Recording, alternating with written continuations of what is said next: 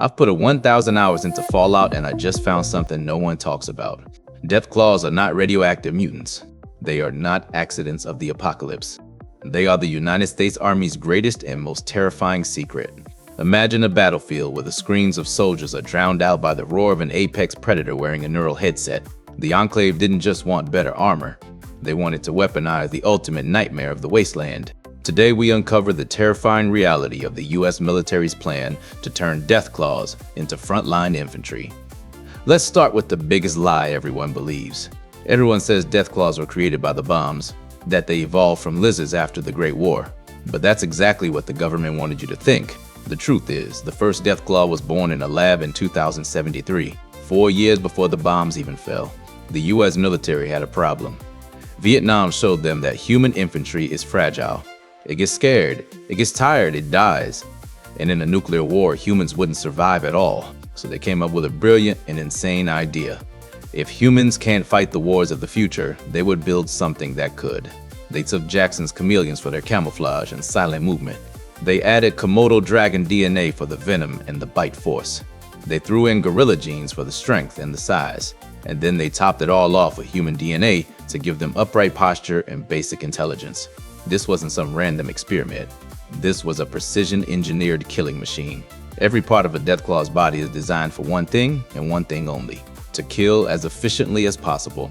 The bombs didn't create them. The bombs just set them free. Now fast forward 200 years. The Enclave finds these creatures roaming the wasteland, and instead of killing them, they have a better idea. If the pre-war military couldn't control them, the Enclave would. They had better technology and they had zero morals. What they created was the neural interface headset. It looks like a simple metal band around the Deathclaw's head, but it's actually the most terrifying piece of technology in the entire wasteland. It doesn't just control the Deathclaw, it replaces his brain. The headset bypasses the Deathclaw's natural instincts completely. It plugs directly into its nervous system. The handler doesn't tell the Deathclaw to attack. The handler makes the Deathclaw attack. There is no free will, no hesitation, no mercy. Just pure, unfiltered violence on command. They even figured out how to use different frequencies for different commands.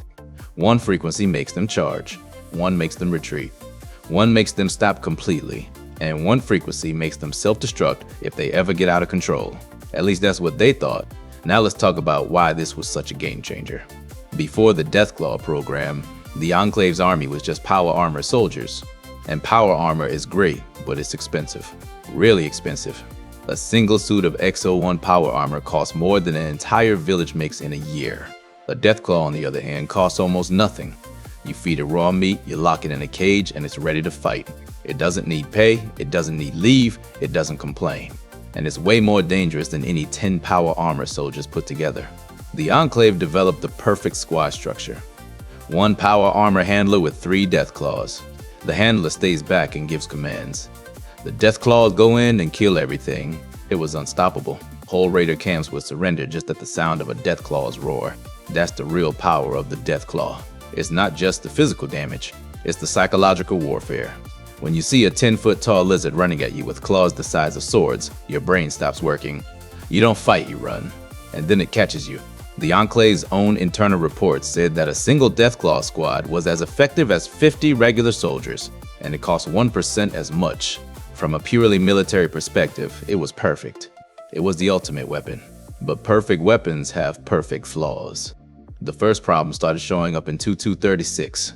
The neural headsets started glitching. Not all the time, just during the heat of battle. When the Deathclaw got really excited, really angry, the headset would overheat. And for a few seconds, the Deathclaw would be free. A few seconds is all it takes. In those few seconds, the Deathclaw doesn't care about commands. It doesn't care about friend or foe. It just kills. And once it tastes human blood, it doesn't want to stop. But that wasn't the worst part. The worst part was what the Enclave scientists discovered next. The Deathclaws were evolving, and they were evolving faster than anyone thought possible. They were getting smarter, much smarter. They started noticing something they called the guerrilla tactics problem. The Deathclaws weren't just following orders anymore. They were developing their own tactics. They were flanking enemies. They were setting ambushes. They were working together as a pack. And then the unthinkable happened. One day a Deathclaw didn't just break free of its headset. It took the headset off, and then it put it on its handler. and it made the human run into the middle of a raider camp. That's when the Enclave realized they had a problem. They had created a weapon that was smarter than them, a weapon that could learn, a weapon that could hate, and a weapon that knew exactly how to kill the people who had created it. The program was officially shut down in 224-2, but it was already too late. Hundreds of modified Deathclaws had escaped into the Wasteland. They formed their own packs, they built their own societies, and they never forgot what the humans had done to them. That's the legacy of the Deathclaw program. The Enclave wanted to create the perfect soldier, but they created the perfect enemy.